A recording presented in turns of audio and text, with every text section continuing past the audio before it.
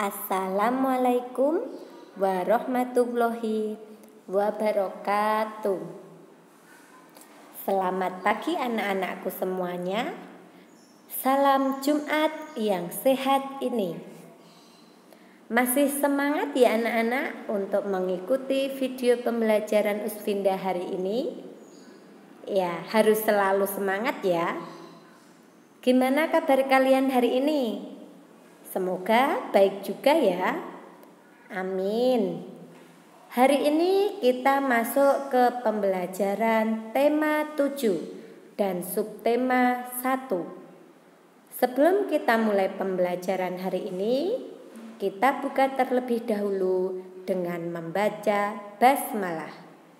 Bismillahirrohmanirrohim.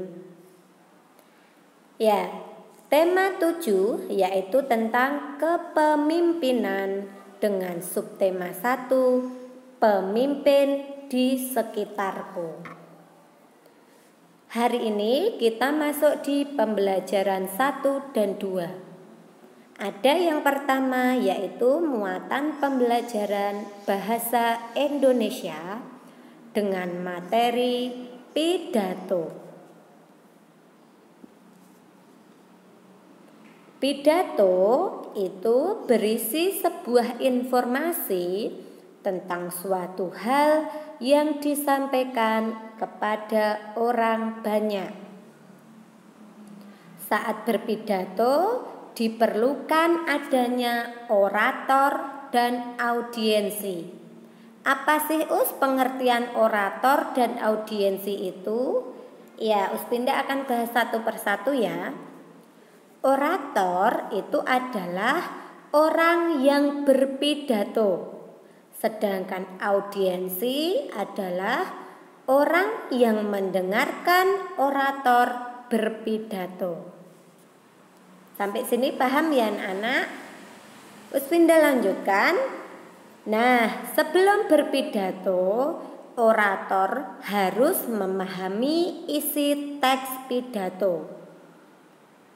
Teks pidato yang baik itu memiliki bagian-bagian ya anak-anak, yaitu ada salam pembuka, kalimat sapaan, kalimat pembuka, isi, kalimat penutup, dan salam penutup.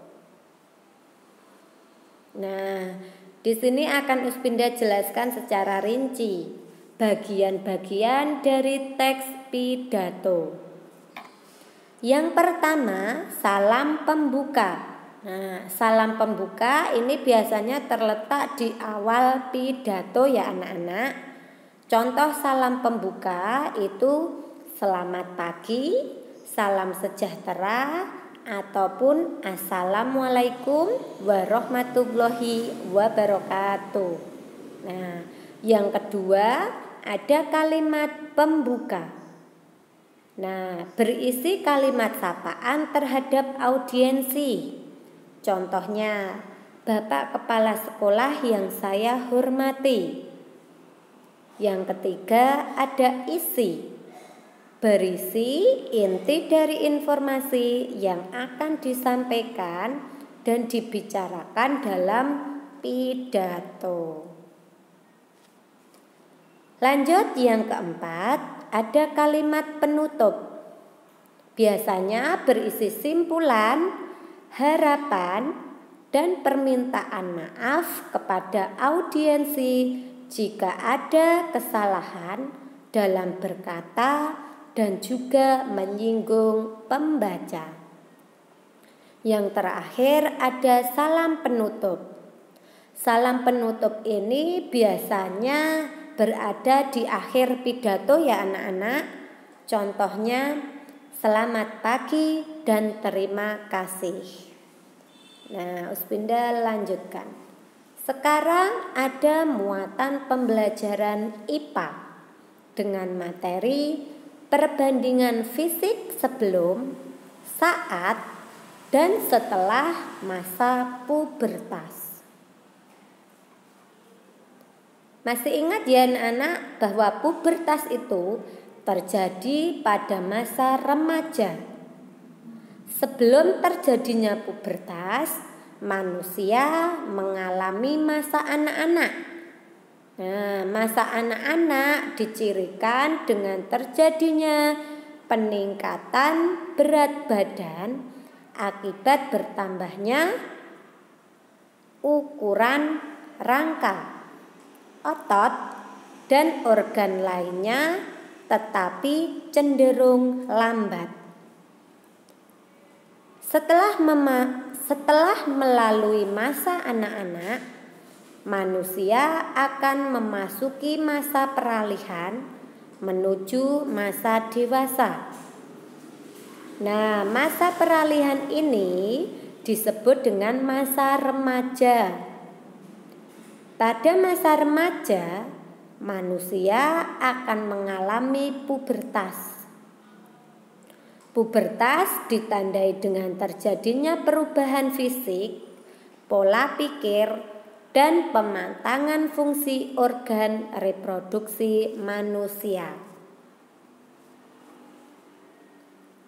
Masa dewasa adalah masa manusia yang sudah melewati pubertas.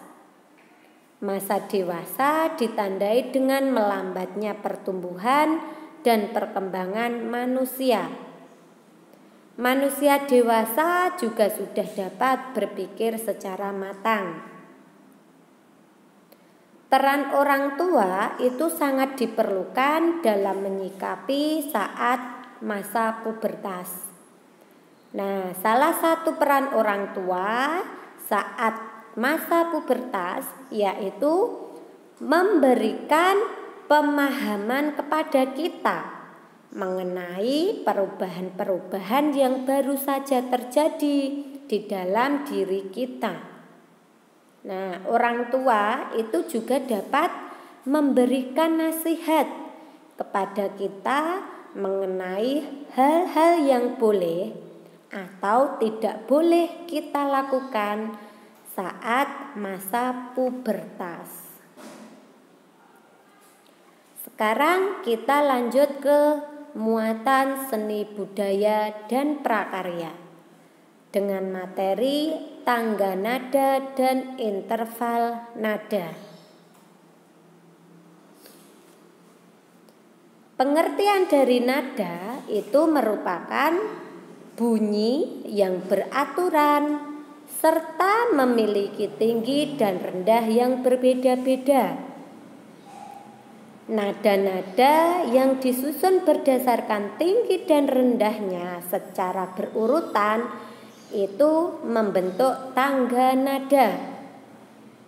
Nah, tangga nada dasar itu adalah tangga nada dasar Do atau sama dengan C.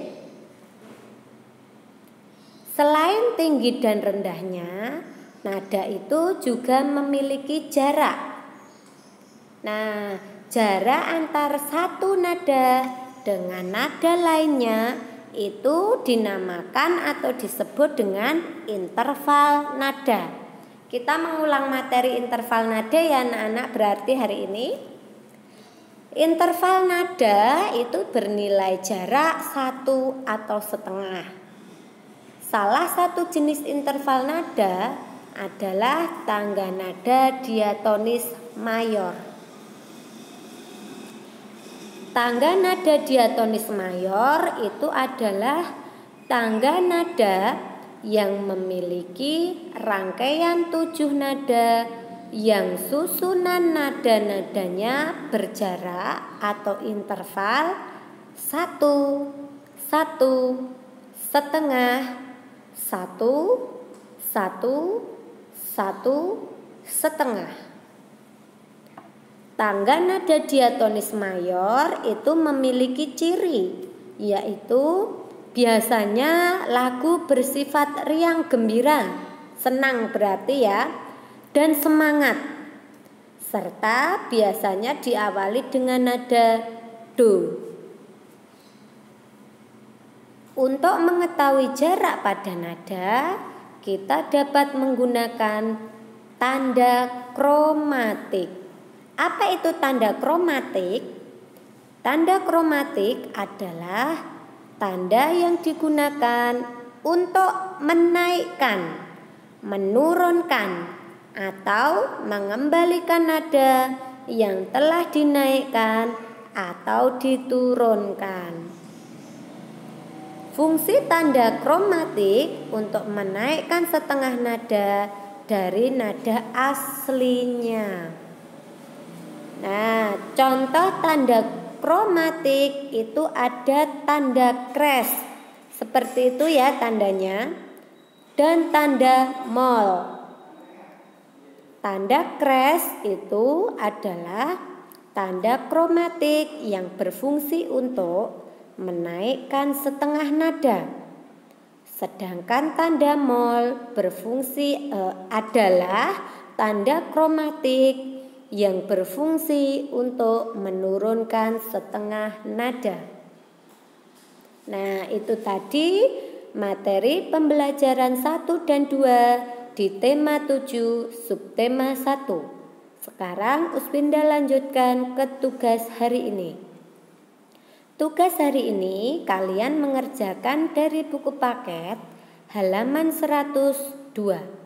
Dikerjakan di kertas folio, diberi nama, mata pelajaran, dan kelasnya.